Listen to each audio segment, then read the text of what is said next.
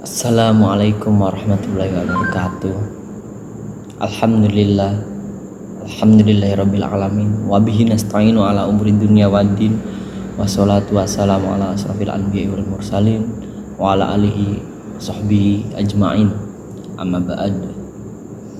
Puji syukur kehadirat Allah Subhanahu wa taala yang telah memberikan nikmat sehat sehingga saya selaku manusia biasa bisa bernafas dan menjalani kehidupan sehari-hari. Sholawat serta salam tidak lupa selalu tercurahkan kepada junjungan kita Nabi besar Nabiullah Muhammad SAW yang telah menerangi kita dari zaman kegelapan hingga zaman terang benderang. Pada kali ini saya akan menjelaskan tentang metodologi dakwah normatif.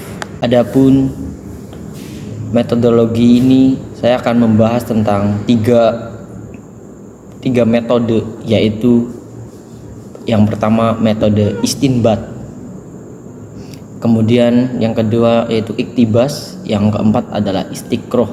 Yang pertama, pengertian metodologi ilmu dakwah, yaitu metodologi berasal dari bahasa Yunani yang terdiri dari metodos atau sebuah cara dan logos yaitu teori atau pengetahuan. Ia semula dianggap bagian dari cabang logika. Kemudian dewasa ini dikenal sebagai bagian dari dalam bidang filsafat sistematis. Secara sederhana, metodologi dapat diartikan studi tentang metode pada umumnya, baik metode ilmiah maupun bukan. Kemudian saya akan menjelaskan metode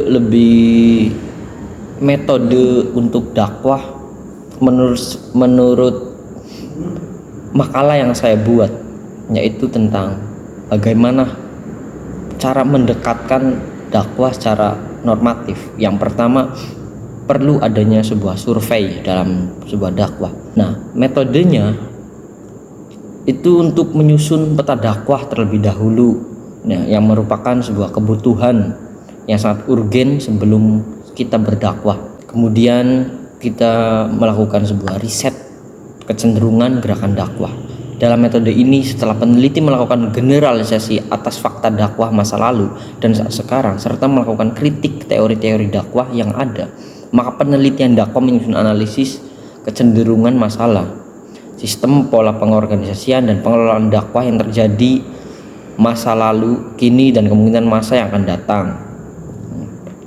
Dengan riset kecenderungan ini, kegiatan dakwah akan dapat tampil memandu perjalanan umat dalam sejarah global dan selalu dapat memberikan tanda-tanda zaman yang akan datang, sehingga umat melakukan antisipasi yang lebih dini dan dapat mendesain skenario perubahan. Metode ini sesuai dengan sifat masalah pencapaian tujuan dakwah yang seolah tanpa tepi. Maksudnya kita harus melakukan riset pasar. Maksudnya dari pasar adalah pendengar dari dakwah kita.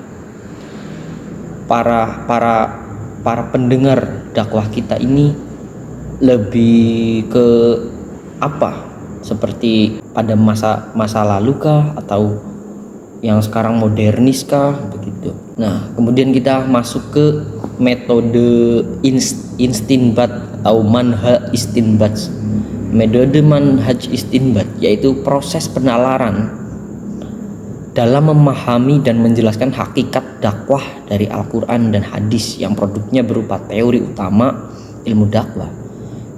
Untuk manhaj ini, ilmu dakwah dapat menggunakan ilmu-ilmu bantu seperti usul fikih, ulumul Quran, ulumul hadis, dan ilmu-ilmu bantu lainnya, terutama yang berhubungan langsung dengan kajian teks. Sebagai model dalam ilmu dakwah, metode istinbat pada dasarnya berpijak pada apa yang dikembangkan dalam ilmu fikih, namun dalam prakteknya harus dilengkapi pula dengan teori-teori lain yang dikembangkan dalam ilmu-ilmu keislaman lainnya, agar lebih tepat dapat digunakan untuk mengembangkan dakwah yang menemukan sumber rujukan utamanya pada sumber utama ajaran Islam, yaitu Al-Quran dan hadis. Kemudian yang kedua yaitu metode manhaj iktibas. Metode manhaj iktibas yaitu proses istidlal dalam memahami dan menjelaskan hakikat dakwah atau reality dakwah atau denotasi dakwah dari Islam aktual, Islam empiris, Islam historis, atau Islam yang secara empiris di masyarakat. Ilmu sosial dipakai sebagai ilmu bantu dalam penerapan dan penggunaan manhaj ini. Ilmu-ilmu yang dimaksud antara lain sosiologi, antropologi, psikologi, ilmu ekonomi, ilmu politik, dan lain-lain. Dalam hasanah keilmuan dakwah disebut ilmu bantu. Aturannya tidak mengklaim hasilnya menjadi teori-teori dakwah orisinil, akan tetapi menggunakan bahasa yang sangat demokratis, yaitu perspektif. Contoh meminjam teori komunikasi tentang efektivitas dalam proses komunikasi adalah beberapa hal yang harus diperhatikan, yaitu mengetahui dengan jelas tujuan dari suatu uraian atau perkataan, menguasai pokok atau inti yang disampaikan, mempunyai analisa tentang audien. Aspek-aspek ini dapat juga diterapkan dalam proses dakwah efektif. Kalau hal ini teruji secara ilmiah, maka teori yang dilahirkannya, teori dakwah perspektif komunikasi, begitu seterusnya dengan sosial lainnya.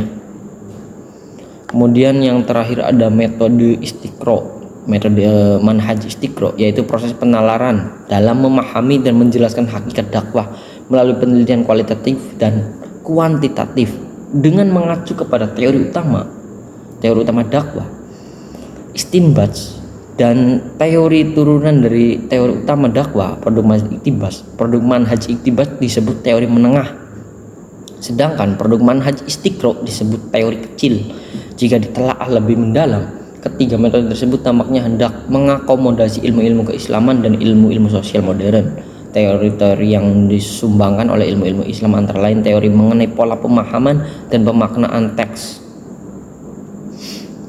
Dalam disiplin ilmu fikih, pola pemahaman dan pemaknaan itu dibedakan ke dalam 3 kelompok. Yang pertama, pola penalaran bayani, Torik al-istinbat al-bayan, yaitu pada penafsiran nas yang bertumpu pada arti kata, dan kaidah kebahasan dalam pola ini dibahas kapan suatu kata dianggap umum, khas, jelas, mubham, tidak jelas, dan berbagai persoalan lainnya. Kemudian yang kedua, pola penalaran taklil, yaitu pola penafsiran nas yang bertumpu pada ilat, maksudnya sesuatu ayat atau teks hadis tidak dipahami hanya berdasar arti bahasanya saja.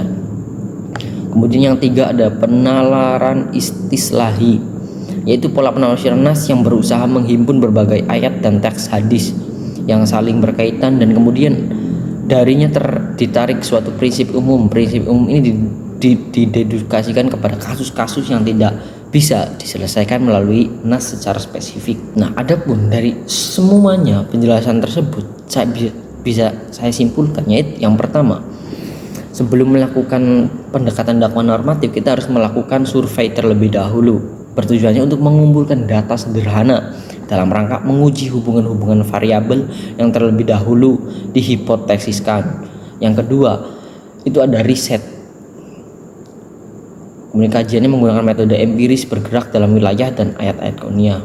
Yang ketiga yaitu ada metode istinbat, iktibas, istiqro. Ya, mungkin sekian presentasi saya atau dakwah saya mengenai pendekatan metodologi dakwah normatif. Saya Faiz Fadlur Rahman, mahasiswa semester 3 Komunikasi Penyiaran Islam. Kurang lebihnya mohon maaf bila ada salah kata atau perilaku yang kurang berkenan, mohon dimaklumi. Wassalamualaikum warahmatullahi wabarakatuh.